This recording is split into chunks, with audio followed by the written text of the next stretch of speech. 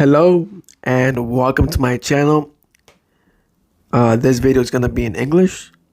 Hope you guys like it. We're going to analyze this game between the US and Switzerland.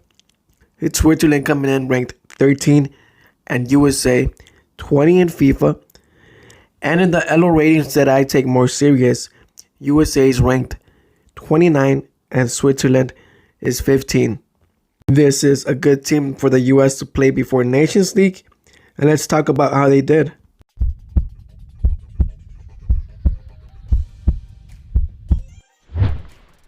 I'm not going to go over the lineups. I'm not going to talk about the players in the field. All I can tell you is that Switzerland has a base of Bundesliga players, a team that's average age is 27. The US's average starting age was 22. These are two very good teams. Switzerland, since 2002, has made it to the top 16 in every World Cup, non-stop.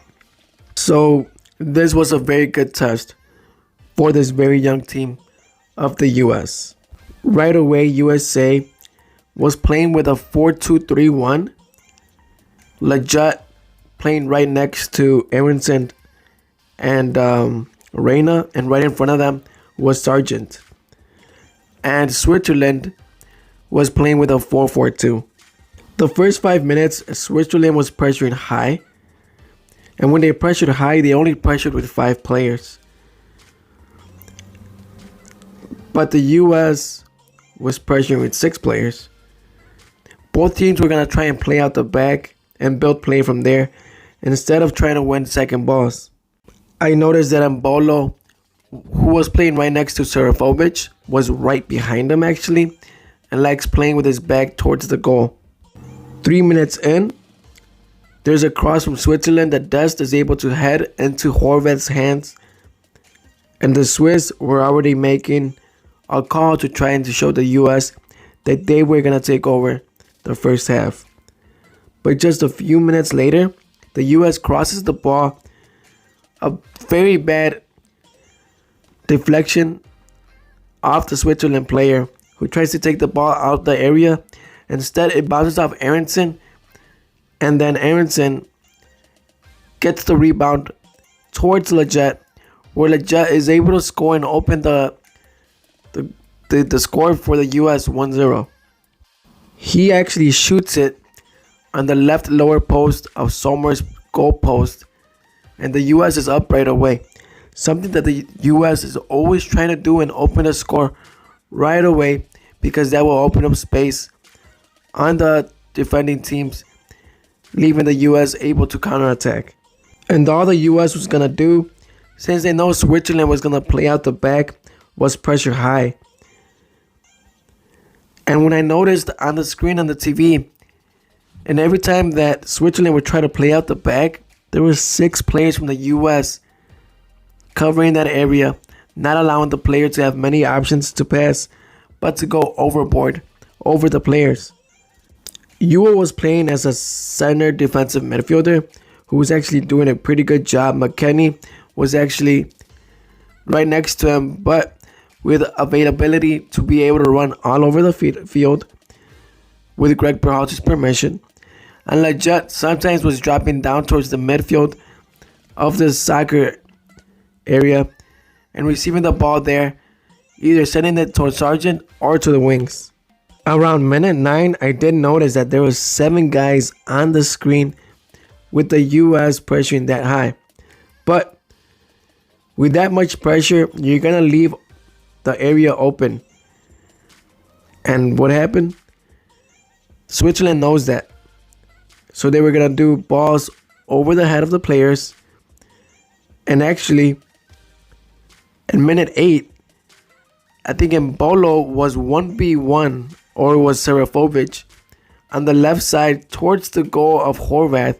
But Mackenzie was able to get the ball 1v1. But only 1 minute later, they actually did it again. But on Dest's side, Dest left his area open, so Brooks is there. They take on Brooks. They center the ball all the way across to Rodriguez, where he shoots on the left side of the post of Horvath and scores. But if you look at the video, Cannon is the one that deflects the ball a little bit, that changes the movement of the ball. Right away, the first 10 minutes, I noticed that both teams were playing with very high lines, not giving the players much space to work with. The US was actually defending with 4 players. And around minute 12, Dust loses a ball where Brooks has to cover his space and was able to deal with it well. In minute 14, the US is trying to play out the back, and I noticed this. The US is trying to play out the back, and Brooks looks over to his left side where Dust is supposed to be there to receive the ball. He's actually in the center of the field. And you could see Brooks pointing at him, go to the left. Only 15 minutes in, and Suiza is only still pressuring with 4 players because they don't have the legs to pressure that high all game. Since the US had a high pressure, they were also winning every single second ball, and every single second ball UO was getting. Now in minute 17, Arrington is building a play off the wing. He is able to get a corner kick. During the corner kick, they send it in the area. Sargent moves forward. If you guys remember that goal that Marcus scored against the US 2-1 in the last minute, he heads it over towards the far post of Guzan and makes it go. Sargent attempts the same thing, but it's either to pass or for him to score, but nobody's there to receive the ball. With the high pressure again, Sargent is able to steal a ball. He leaves one of the balls to Leggett so he can score. He shoots it off to the right post of Sommer. Now around minute 19, the US is playing out the back, and Horvath is right in the middle of the big box, and all the way in the wings are Brooks and McKenzie, and in front of them are Dust and Cannon. Again, the US in minute 20 pressure high, another diagonal ball by the Swiss, that's offsides. McKenzie is doing very well in minute 22, recovering every single ball that the Swiss try to pass through the US. Minute 23, Leggett crosses a ball towards Sargent but couldn't connect. Around minute 29, the US is building a play in the inside box of the goalkeeper on the far right between Cannon and Reyna, where Cannon shoots towards the goal but misses on the far left of Sommer's post. Minute 33, Cannon sends in the ball towards Sargent, where Sargent is able to connect this time but gives it to the goalkeeper in his hands. The US is trying to build play from the wings. Around minute 35, Reyna wins a corner kick again. And then during that corner kick, the Swiss are able to head the ball outside the box of the area. Dest receives the ball, builds play inside, breaks toward the right, but breaks another left, leaving himself open against the goalkeeper. Shoots on the goalkeeper's right post, but he stops it. Great play by Dest here. At one point, I noticed the US was playing so high around minute 39 that they had 4 guys inside the box of the Swiss area. Around minute 39, Embolo passes the ball towards the center to Serafovic, leaving him 1v1 against Brooks, and Brooks stops him. Very good defending there. But around minute 40, again, Swiss crosses a ball. I think it's Embolo actually, who tries to center the ball into the area that touches the hand of Dust. In my eyes, not a penalty. Rodriguez takes the penalty a few minutes later, shoots on the far right, the far left of Horvath, and just misses. Very bad penalty taken. I don't know why they would have him take the penalties when he's just a defender. Right before halftime, Yuo steals the ball, gives it to Leggett right outside the box, where he tries to curve it around the post, the far left post of Sommer, and misses. And that's how the first half ends, with the US with a bunch of possession, a bunch of shots, a bunch of crosses, and it looks like the US is doing very well against this team, but they are leaving themselves exposed. During the second half, the Swiss coach realizes that they're in trouble. He brings on Akanji, Fuller, and Zubar, 3 players that he has been starting for Nations League and World Cup qualifying in Europe. But the US comes out with the same mentality. Pressure high, pressure high. Brooks is actually in the wing defending because the US is pressuring so high again. And Swiss actually get a corner kick. They header the ball, and you guys have heard if there's two centers two heads off a cross where two players connect, it's usually a goal. But this time the player just goes over the goalpost of Horvath. The US is trying to play out the back around minute 50, but this time it's more difficult. Not that the Swiss know what they're doing. And in the first half, when the Swiss would pressure with 4 guys, this time they're going to pressure with 3 players, but right behind them, they got backup. Around minute 51, Reina builds play right outside the box. He shoots, but misses the left post of Sommer. A lot of shots from the US, but not directly at goal. Obviously, it's harder than it looks. The US builds play on the left side of the field between Leggett and Dest. And Dest is able to center the ball, where Sargent heads the ball and misses. Around minute 53, 1 minute later, Mbolo is on the right side. Brooks is covering him 1v1. And he takes him on. Horvath stops the ball with his face and gets a little knocked out. Now that the changes have been made in the second half, again, the US pressures, but this time they pressure with 4 players. And then Bolo again gets another 1v1 opportunity alone against Horvath when Horvath stops it with his hand. Around 58, the Swiss are playing out the back, and I did notice that the US is pressuring with 6 guys right in front of them, but right in between those 6 US guys, there's 2 extra players from Switzerland. This time the Swiss send out on the far right Zakaria, now that they know that the US is leaving Brooks there alone. They center the ball, but he misses. Mackenzie keeps on clearing every single ball. Around minute 60, they take out Ewell, they take out Brooks, they take out Leggett, and they bring on Riem, Acosta, and Musa. This changes the whole game. Around minute 62, the Swiss is crossing the balls now, and now this time they're trying to cross them from the left side of the field on Cannon's side. They actually are able to cross the ball, and it goes right behind Dest, where he's trying to flick the ball up, and he's unable to do that.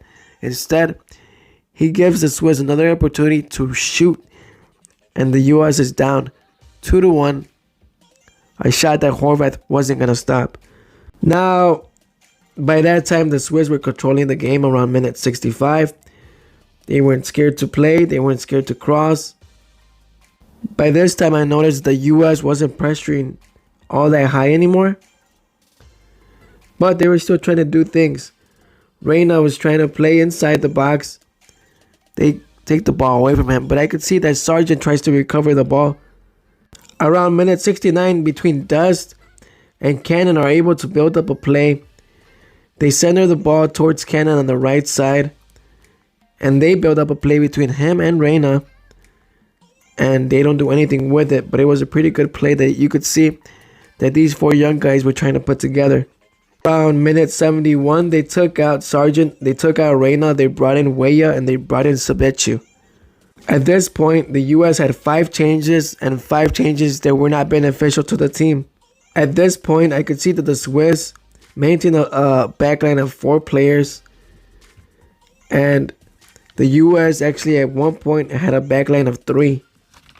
And like I mentioned before, at this point, the US wasn't pressuring that high anymore. They were pressuring with 4 guys only.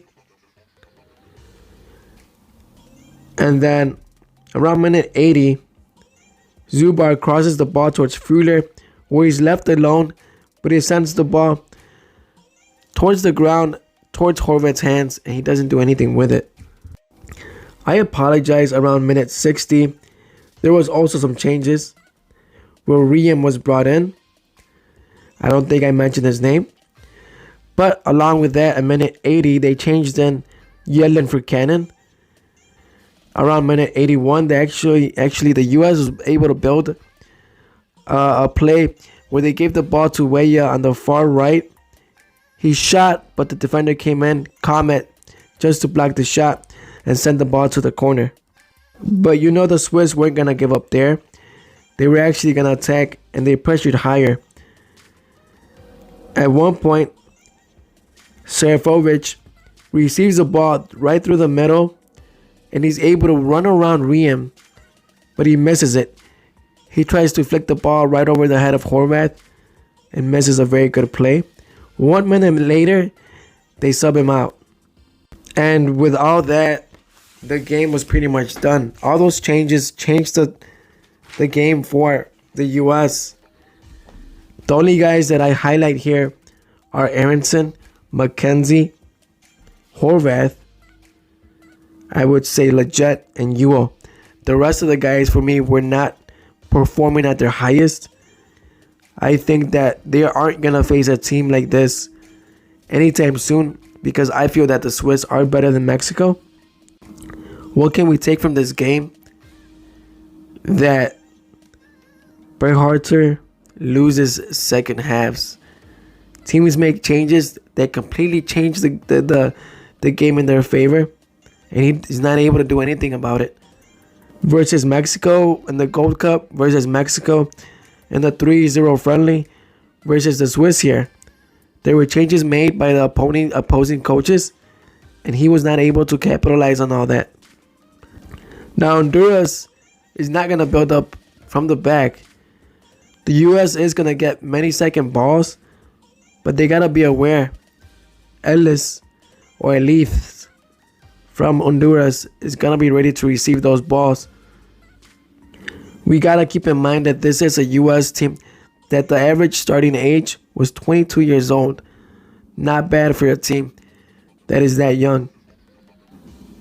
I was kind of disappointed with McKennie, but that's because they gave him free play. You could tell that they told him, run anywhere you want. You're the captain. And with that, he didn't do much. Well, I hope you guys liked my detailed breakdown of the game. I understand I'm a little tired right now. I gotta go to sleep soon. I'll see you guys soon. We'll see what happens Thursday. Have a good week at work to everyone that works. Add my Instagram, National Team Mexico. I kind of talk a lot of smack about the US, but just follow me if you guys would like to. Let me know what you guys would like for me to talk about in my next videos, and thank you. I'll see you guys soon.